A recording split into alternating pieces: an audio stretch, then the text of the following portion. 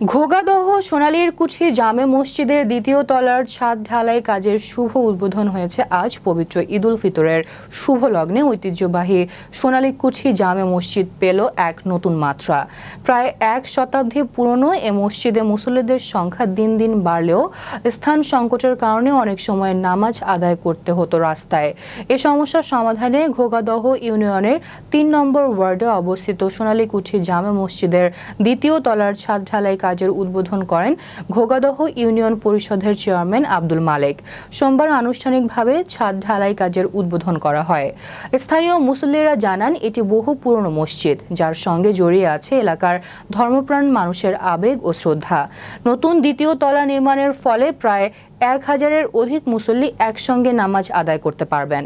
Chairman Abdul মালেক বলেন, ইউনিয়নের TR বরাদ্দ ও এলাকাবাসীর সহায়তায় এই উন্নয়ন কাজ শুরু হয়েছে।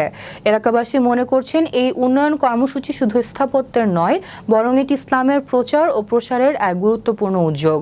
মুসল্লিদের দীর্ঘদিনের প্রতীক্ষার অবসান হলো নতুন দ্বিতীয় তলা নির্মাণের মধ্য দিয়ে।